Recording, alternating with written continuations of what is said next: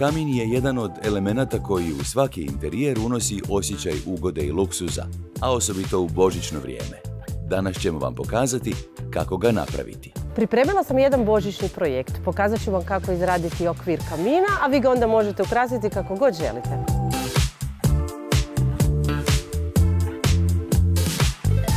Za izradu kamina koristit ćemo drvene daske i ukrasne letvice.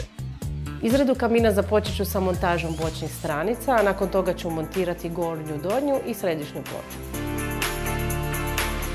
Izbušit ćemo skrivene rupe, a stranice dodatno učvrstiti ljepilom.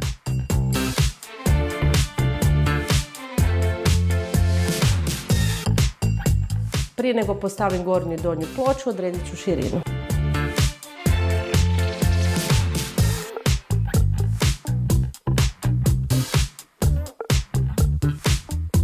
Nakon što sam sastavila bočne strane kamina, dodat ću gornju i donju ploču, a nakon toga ćemo staviti ukrasne letvice.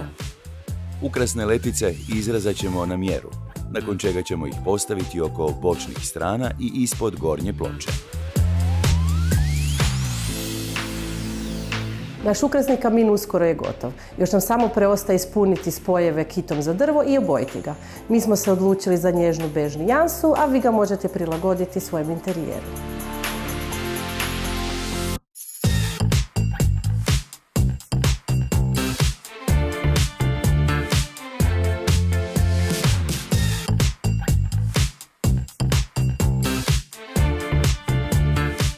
Za potpuni dojam kamin je potrebno ukrasiti, nakon čega nam preostaje uživati u božićnom ugođaju.